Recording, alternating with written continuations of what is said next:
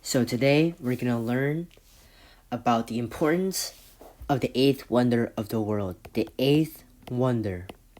And Albert Einstein has been quoted as saying that compound interest is this eighth wonder.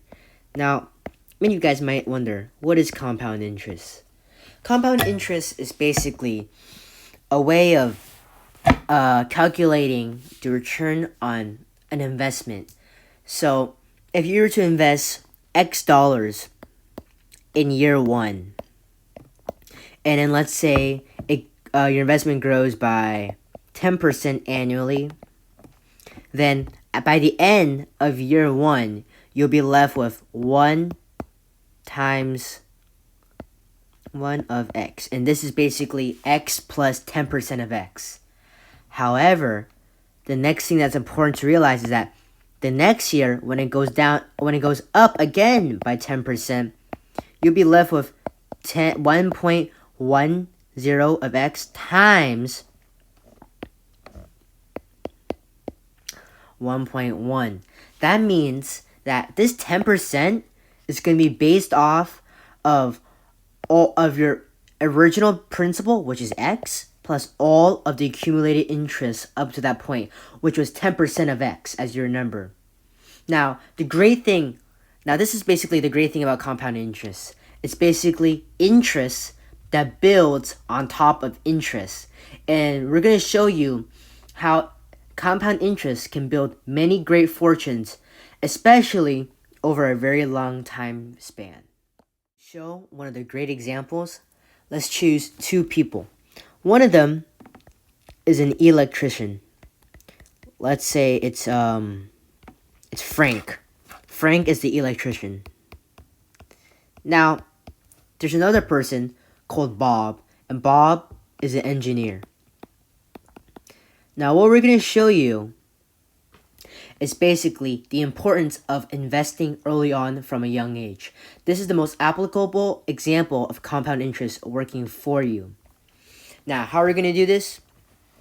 Well, let's assume that over the career of Frank, he makes an average of $55,000 every year after tax. And this is over his entire career from 18 years old to 65 years old. And we're going to calculate the retirement nest egg. The retirement nest egg is basically the amount that someone has to retire off of. And let's assume that he invests $5,000 per year at a rate of 8% compounded annually. Now, this is like 1/11th of Frank's after-tax income. And then now let's show Bob. Bob, on the other hand, is an engineer. Over his career, he's going to average around $150,000 after tax.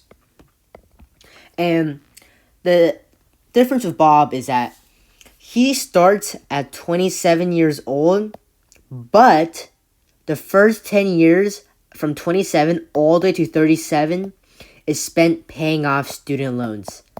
So for Bob, he had an opportunity cost. He decided, you know what, I'm going to go to school and I'm going to borrow lots of money because I think I'm going to make much more income than if I didn't go to school in the first place.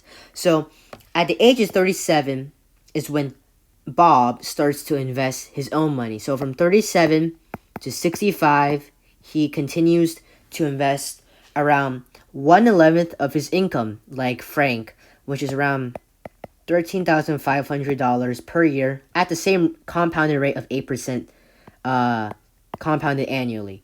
Now, you might wonder, well, why is he only investing $13,500? Well, everyone has their own living conditions. So Frank, although he makes a lot less money, he lives in a much more lower cost area, while Bob, in order to get a job at a company that pays so well, he has to move to a higher cost of living area.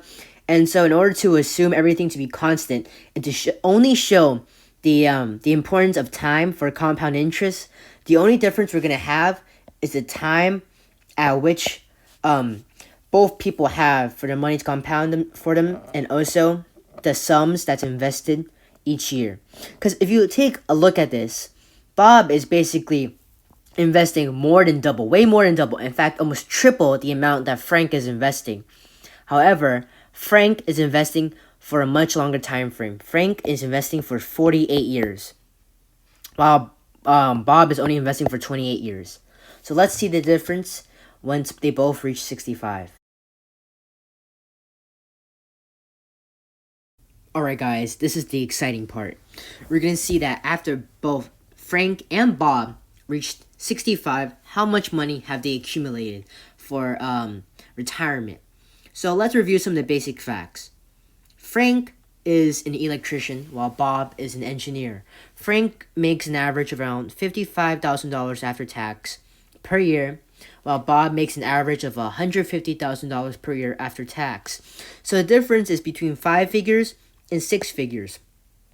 Now, Frank invests $5,000 annually at a rate of 8%. On the other hand, Bob invests $13,500 at a rate of 8% as well. Now, the main difference besides the sums that they invest each year is time. Frank starts when he was 18 years old and has invested for around 47 years until reaching the age of 65.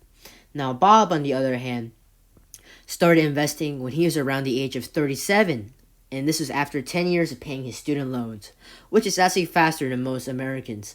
So we applaud Bob for that. So for 28 years until 65, Bob invests $13,500. Now we're going to show you basically what is more important. Does the sum that you invest every single year matter more, or does the time that the compound interest rate is applied? Now, let's compare the end totals of Frank and Bob. So, at the end, Bob has accumulated a massive nest egg of $1.39 million, which is pretty good. He's now officially a millionaire. So to go from 10 years of making student loan payments and then finally being able to have disciplined investing, Bob is able to live off of $1.4 million. But now here's the catch. How much do you think that Frank has accumulated over 47 years? Do you think it'll be more or less? Let's wait a little bit. Alright. So, after 47 years, Frank has actually accumulated a whopping $2.45 million nest egg. That's right. The electrician, who makes literally a third of the engineer, has accumulated almost double the nest egg as that of the engineer, Bob. Now, what this lesson basically shows is that compound interest needs time to work. Although the sum that you're investing may be small, as Frank only invested $5,000 while Bob invested over $13,000, time is the ultimate deciding factor. As long as you have time working on your side, then it doesn't matter how much you invest. Let's say you invest much less than Frank, but if you have an even longer time horizon, let's say you retire later on, you can actually still accumulate a very, very large foundation of wealth. So this is the key for everyone. It is that over the course of investing for decades and for decades, the most important thing that you have to remember is that compound interest only works for you as long as you remain consistently invested for the longest time possible.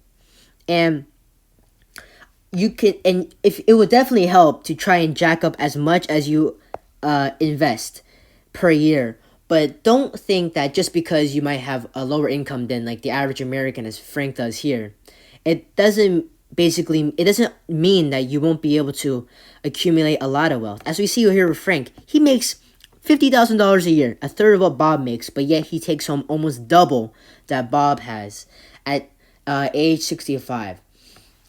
Well, this is definitely one of the most critical points of investing, and no wonder compound interest is called the eighth wonder of the world.